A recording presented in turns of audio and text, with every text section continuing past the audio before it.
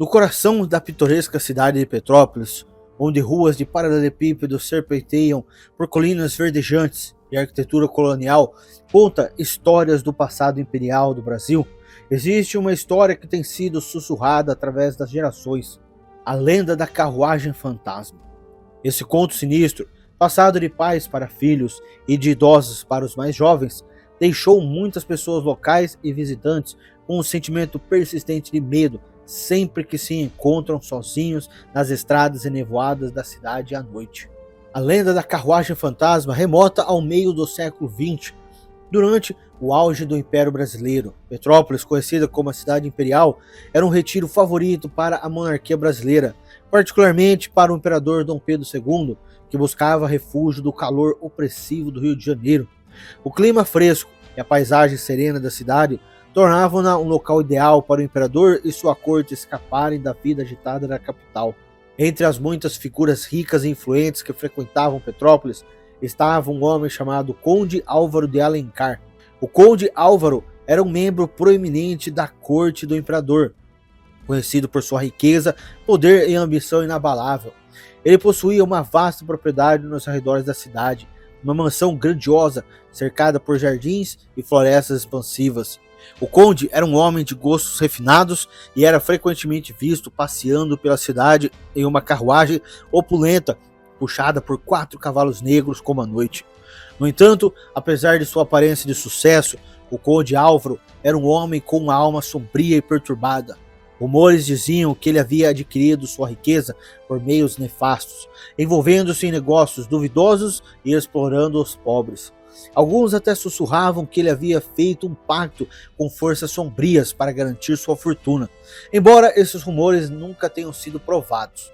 A história da carruagem fantasma começa em uma noite fria e nevoenta do inverno de 1856.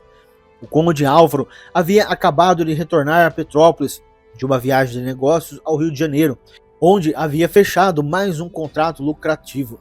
Ele estava de bom humor enquanto passeava pela cidade em sua carruagem luxuosa, ansioso para voltar à sua propriedade e celebrar seu mais recente sucesso. À medida que a carruagem avançava pelas ruas envoltas em névoa de Petrópolis, o conde notou algo estranho. A cidade, normalmente movimentada, estava assustadoramente silenciosa. Não havia uma alma à vista. A névoa havia engrossado a ponto de até mesmo os lampiões das ruas lutarem para projetar sua luz, e o som das patas dos cavalos nos paralelepípedos ecoava de maneira sobrenatural no silêncio. Despreocupado, o conde ordenou seu cocheiro que pegasse um atalho pela estrada arborizada que levava diretamente à sua propriedade. Esta estrada, conhecida como Estrada da Saudade, era infame por seu terreno traiçoeiro e pelos muitos acidentes que haviam ocorrido ao longo dos anos. Mas o conde era um homem que não temia nada e estava ansioso para chegar à sua mansão o mais rápido possível. À medida que a carruagem entrava na floresta, a névoa se tornava ainda mais espessa, envolvendo as árvores e criando uma atmosfera opressiva. Os cavalos, normalmente obedientes e bem treinados, começaram a demonstrar sinais de inquietação, suas orelhas tremendo e seu ritmo diminuindo. O cocheiro também parecia nervoso, lançando olhares furtivos para os bosques escurecidos ao redor deles, mas o conde, impaciente e irritado, os incitou a prosseguir. De repente, sem aviso, os cavalos se ergueram em terror, seus relinchos frenéticos perfurando o ar noturno. A carruagem balançou violentamente e o cocheiro lutou para recuperar o controle, mas era tarde demais. Os cavalos dispararam, avançando pela estrada a uma velocidade alucinante. O conde, segurando as laterais da carruagem, gritava para o cocheiro parar, mas sua voz se perdeu no rugido do vento e no trotar das patas dos cavalos. À medida que a carruagem se precipitou através da escuridão, o conde Álvaro sentiu um estranho frio penetrar seus ossos. Ele olhou pela janela e ficou horrorizado ao ver figuras sombrias surgindo da névoa, suas formas indistintas, mas inconfundivelmente humanas.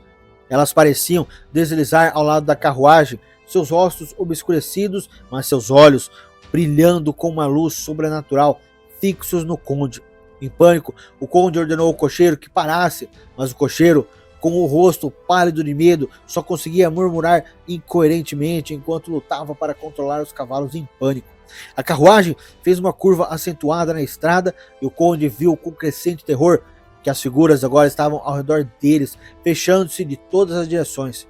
Então, tão repentinamente quanto começara, a carruagem parou com um rangido agudo. Os cavalos, exaustos e tremendo, ficaram parados, seus flancos se movendo com esforço. O cocheiro tombou sobre o banco, inconsciente ou morto. O conde Álvaro não conseguia distinguir. O conde, com o coração batendo forte no peito, espiou pela janela mais uma vez. As figuras haviam sumido. A névoa havia se dissipado um pouco, revelando os arredores familiares da estrada que levava à sua propriedade. Mas o conde sabia que algo estava terrivelmente errado. O ar estava carregado com uma energia malévola e as sombras pareciam pulsar com vida própria. Aterrorizado, o conde Álvaro saiu da carruagem e foi até a frente. Ele sacudiu o cocheiro, mas o homem permaneceu sem resposta. Em desespero, o conde tentou desatar os cavalos, na esperança de montá-los e voltar para a segurança de sua mansão. Mas, ao alcançar as rédeas, uma mão fria se fechou em torno de seu pulso.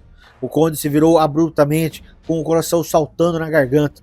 Diante dele estava uma mulher, seu rosto pálido e etéreo, seus olhos brilhando com uma luz estranha. Ela estava vestida com um vestido branco esfarrapado, e seu cabelo longo pendia em mechas emaranhadas ao redor do rosto. O conde a reconheceu instantaneamente. Era Clara, uma jovem que havia trabalhado como criada em sua casa. Clara havia desaparecido em circunstâncias misteriosas anos antes, pouco depois de acusar o conde de atos indescritíveis. Na época, suas acusações foram desconsideradas e presumiu-se que ela havia fugido. Mas agora, enquanto ela se erguia diante dele, sua forma espectral pairando no ar, o conde sabia a verdade. Ela havia sido assassinada e seu espírito inquieto retornara para buscar vingança. Antes que o conde pudesse reagir, o aperto de Clara se intensificou e uma dor fria e ardente atravessou seu braço. A névoa engrossou novamente e o conde foi subitamente cercado por uma série de outras figuras fantasmagóricas. Ex-criados, rivais de negócios e outros que ele havia prejudicado em vida. Seus rostos estavam distorcidos com raiva e tristeza, seus olhos queimando com uma luz sobrenatural de Clara. O conde tentou gritar, mas nenhum som saiu de seus lábios. Os espíritos se aproximaram, suas mãos frias alcançando-o, suas vozes sussurrando palavras de vingança e retribuição. A única coisa que o conde Álvaro viu, antes de a escuridão consumi-lo, foi um sorriso torcido e vingativo no rosto de Clara, enquanto ela o arrastava para o abismo.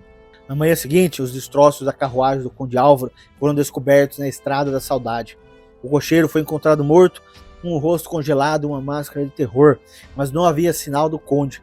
Apesar de uma busca extensa, seu corpo nunca foi recuperado e seu destino permaneceu um mistério. Nos anos seguintes, rumores se espalharam por Petrópolis de que o conde havia sido levado por espíritos daqueles que ele havia prejudicado. Alguns afirmam que ele estava condenado a vagar pelas estradas enevoadas da cidade por toda a eternidade, para sempre perseguido pelos fantasmas vingativos de seu passado. Até hoje, pessoas locais e visitantes de Petrópolis falam da carruagem que, segundo dizem, aparece em noites nevoadas ao longo da Estrada da Saudade. Testemunhas descrevem ver uma carruagem fantasmagórica puxada por cavalos negros, com uma figura sombria sentada dentro. A carruagem se move silenciosamente pela névoa, suas rodas nunca tocando o chão, antes de desaparecer na noite sem deixar rastros. Aqueles que encontram a carruagem fantasma são ditos estar amaldiçoados com infortúnios e muitos relataram experiências estranhas e aterrorizantes após vê-la. Alguns afirmam ter ouvido o som das patas dos cavalos troteando pelas ruas, enquanto outros sentiram um frio inexplicável no ar, como se estivessem sendo observados por olhos invisíveis. A lenda da carruagem fantasma continua sendo uma das histórias mais duradouras e assustadoras de Petrópolis. Uma cidade imersa na história e assombrada pelos fantasmas de seu passado. Seja a história verdadeira ou não, o medo que inspira é muito real. E poucos ousam percorrer a estrada da saudade sozinhos em uma noite envolta em névoa, para não cair na maldição da carruagem fantasma. E espero que essa história tenha enviado um arrepio para sua espírito. Se você quiser pedir alguma história ou um tema específico para a próxima Noite dos Pesadelos, sinta-se à vontade para me avisar nos comentários.